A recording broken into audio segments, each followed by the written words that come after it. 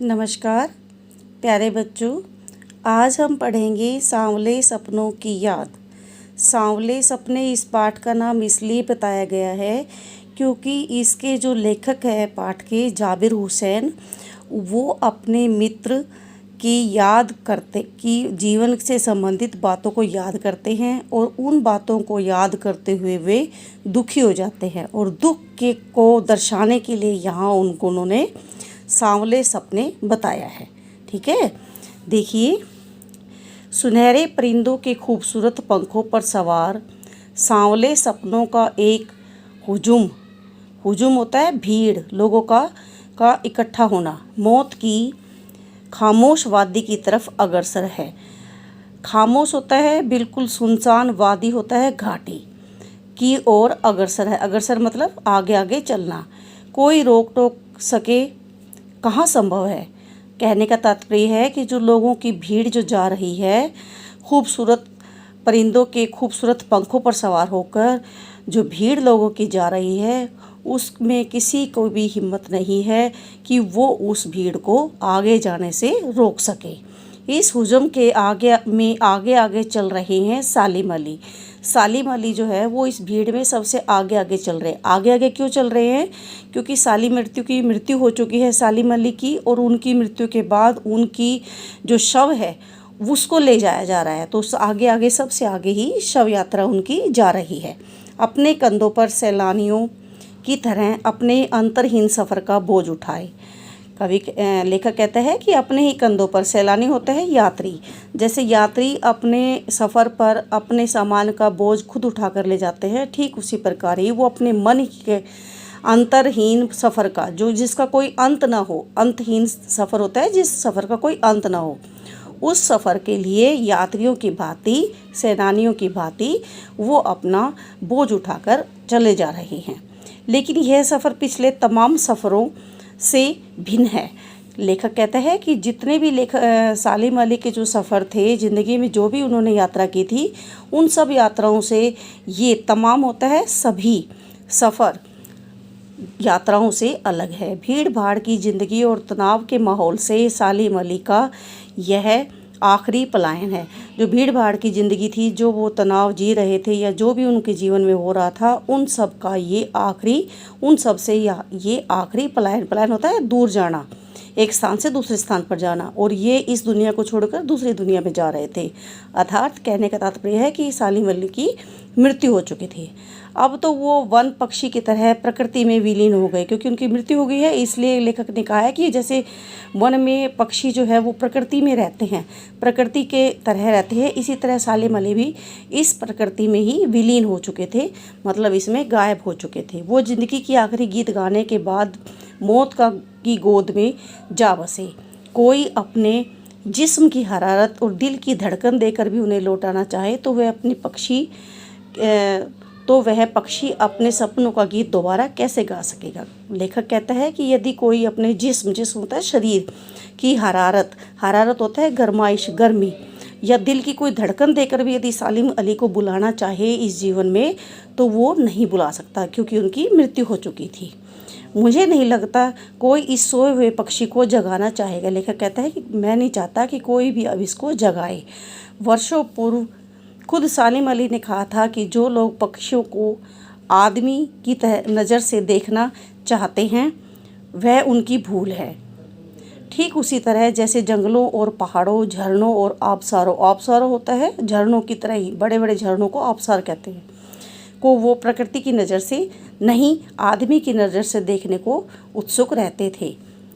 भला कोई आदमी अपने कानों से पक्षियों की आवाज़ का मधुर संगीत सुनकर अपने भीतर रोमांच का श्रोता फूटता महसूस कर सकता है? लेखक कहता है कि कोई भी आदमी जब सुंदर पक्षियों की आवाज़ को सुनता है तो रोमांच होता है, यहाँ पर प्रसन्नता होना, खुश होना का श्रोता उसमें फूटता है। श्रोता होता है झरना।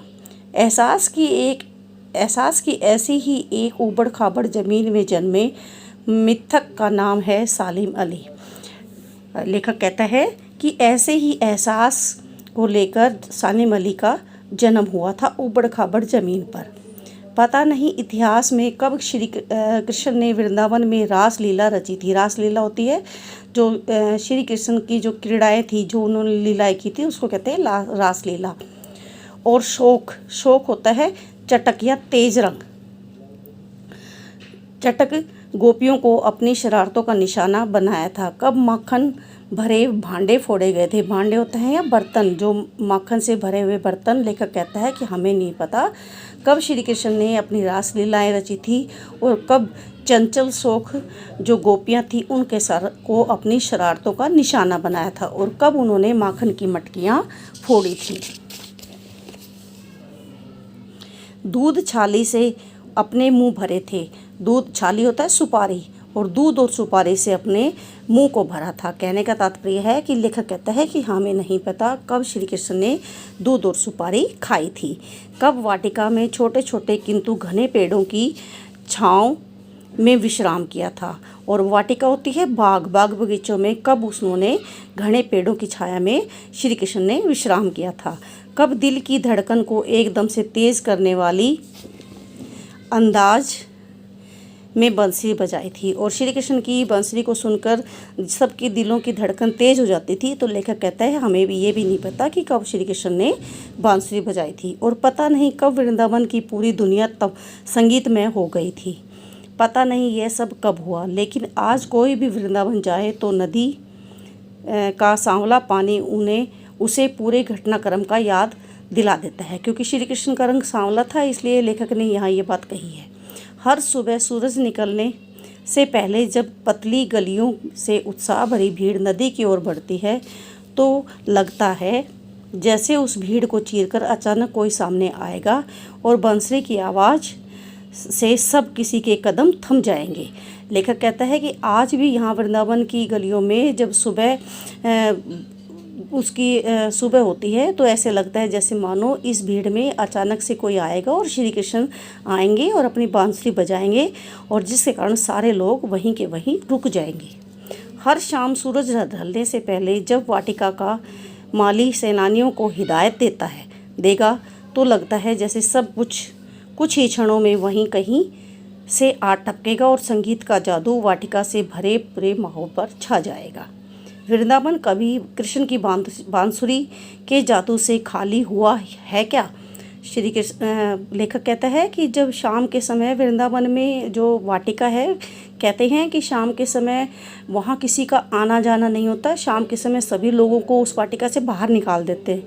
क्यों निकालते हैं कि शाम को, रात को वहाँ श्री कृष्ण राधा के साथ अपनी गोपियों के साथ क्रीड़ाएँ करते हैं, बांसुरी बजाते हैं।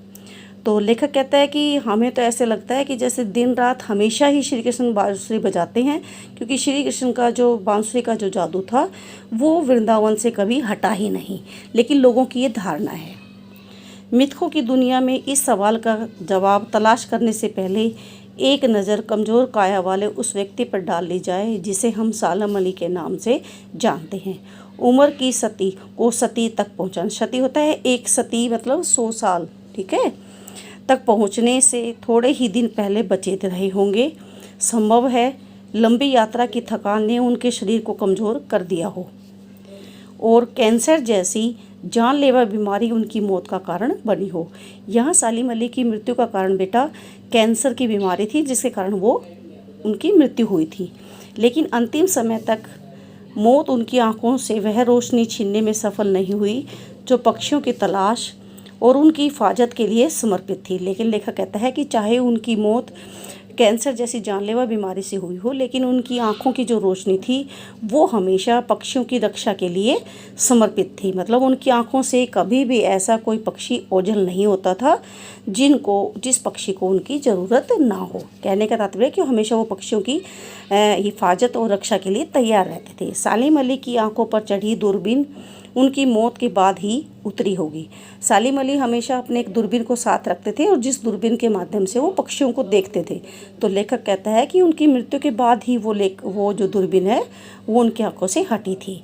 उन जैसा वर्ड वाचर शायद ही कोई हुआ हो। वर्ड वाचर होता है पूरे दुनिया में को जानने वाला, पक्षियों के बारे में जानने वाला।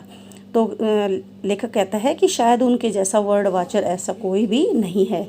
लेकिन एकांत क्षणों में सालिम अली बिना दूरबीन भी देखे जाते हैं। दूर क्षितिज तक फैली ज़मीन और झुके आसमान को छूने वाली उनकी नज़रों में कुछ कुछ वैसा ही जादू था जो प्रकृति को अपने घेरे में बांध लेता है। लेखक सालिम अली उन लोगों में से थे जो प्रकृति के प्रभाव में आने की बजाय प्रकृति को अपने प्रभाव में लाने के कायल थे। कायल होता है प्रशंसक, या उनके मतलब ऐसे थे कि सालिम अली जो प्रकृति को अपने अनुसार ही ढाल लेते थे। उनके लिए प्रकृति की हर चीज़ एक हंसती खेलती रहस्य भरी दुनिया पसरी थी। लेखक कहता है कि प्रकृति के एक तरह से उनके लिए रहस्य भरी दुनिया थी। यह दुनिया उन्होंने बड़ी मेहनत से अपने लिए घड़ी थी, घड़ी मतलब बनाई थी। उनके घड़ने से उनकी जीवन साथी तहमीना ने काफ़ी मदद पहुंचाई थी। यहाँ सालिम अली की जीवन साथी होता है पत्नी, का नाम है तहमीना। उन्होंने उनके कार्यों में बहुत मदद की थी। तहमीना स्कूल के दिनों में उनकी सहपाठी थी, मतलब उनकी क्लासमेट थी। काफ़ी लंबे रोमांचकारी जीवन में ढेर सारे अनुभवों के मालिक सालिम अली एक दिन केरल की साइलेंट वैली को रेगिस्तानी हवाओं के झोंके से बचाने का अनुरोध लेकर चौधरी चरण सिंह से मिले। उस समय जो भारत के प्रधानमंत्री थे वो चौधरी चरण सिंह थे। जो साइलेंट वैली को में जो पक्षी रहते थे, केरल की साइलेंट वैली थी जहाँ रेगिस्तानी हवाएं बहुत तेज़ आती थी जिससे पक्षियों को नुकसान होता था। तो उस बात को लेकर उनकी रक्षा के लिए, पक्षियों की रक्षा के लिए वो चौधरी चरण सिंह से मिले थे। वे प्रधानमंत्री थे, उस समय वो प्रधानमंत्री थे। चौधरी साहब गांव की मिट्टी पर पड़ने वाली पानी की पहली बूंद का असर जानने वाले नेता थे। कहने का तात्पर्य है कि चौधरी साहब जो थे, चौधरी चरण सिंह वो गांव से उनका संबंध था और वो गांव की समस्याओं को या पक्षियों की समस्याओं को जानते थे। पर्यावरण से संबंधित खतरों को जो चित्र सालिम अली ने उनके सामने खींचा उससे उनकी आंखें नम कर दी। सालिम अली ने चौधरी चरण सिंह के सामने पर्यावरण के संबंधित खतरे जो थे, उनसे संबंधित जो भी बातें थी वो इस प्रकार इतने अच्छे ढंग से बताई कि जो चौधरी चरण सिंह जी थे उनकी आंखें भी नम हो गई। कहने का तात्पर्य है कि उनकी आंखों में भी आंसू आ गए। आज सालिम अली नहीं है, चौधरी साहब भी नहीं है। कौन बचता है जो अब सौंधी माटी पर उगी फसलों के बीच एक नए भारत की नींव रखने का संकल्प लेगा। सौंधी माटी होते हैं सुगंधित मिट्टी। जैसे आपने देखा होगा कि जब कच्चा घड़ा हम लेकर आते हैं बाज़ार से और उसके अंदर जब हम पानी डालते हैं तो उसमें बहुत अच्छी खुशबू आती है, तो ऐसी खुशबू को कहते हैं सौंधी। कौन बचा है जो अब हिमालय और लद्दाख की बर्फीली ज़मीनों पर जीने वाले पक्षियों की वकालत करेगा। कहने का तात्पर्य है कि सालिम अली तो अब मर चुके हैं, तो अब हिमालय और लद्दाख की बर्फीली जो ज़मीन है वहाँ पर जो पक्षी हैं और उनके रख रखाव के लिए कौन उनकी वकालत करेगा। सालिम अली ने अपनी आत्मकथा का नाम रखा था फॉल ऑफ ए स्पैरो। सालिम अली ने जो अपनी आत्मकथा लिखी थी उसका नाम था फॉल ऑफ ए स्पैरो। मुझे याद आ गया, D.H. लॉरेंस की मृत्यु के बाद लोगों ने उसकी पत्नी फ्रीडा लॉरेंस से अनुरोध किया कि वह अपने पति के बारे में कुछ लिखे।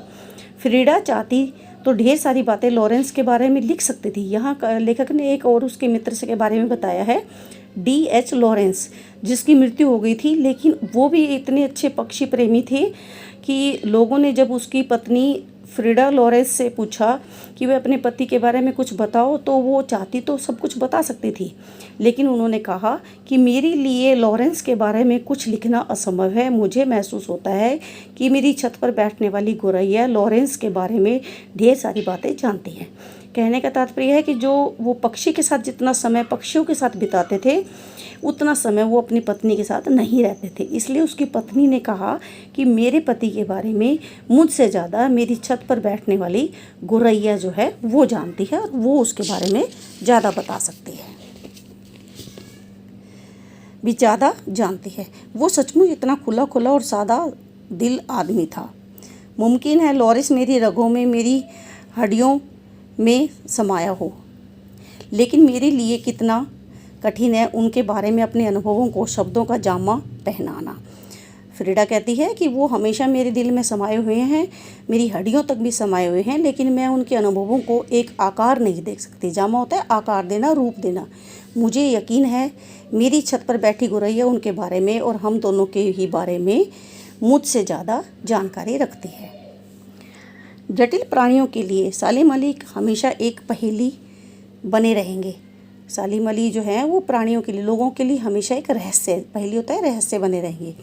बचपन के दिनों में, अब यहाँ लेखक सालिम अली के बचपन के बारे में बताते हैं कि कैसे वो पक्षी प्रेमी बने थे। जन्म से वो पक्षी प्रेमी नहीं थे, लेकिन कोई एक ऐसी घटना थी जो उनके जीवन में घटी थी जिसके कारण वो पक्षी प्रेमी बने थे। वही इस बात में यही लेखक ने बताया है। उनकी एयरगन से घायल होकर गिरने वाली नीलकंठ की एक गौरैया सारी ज़िंदगी उन्हें खोज के लिए नए नए रास्तों की तरफ ले जाते रही।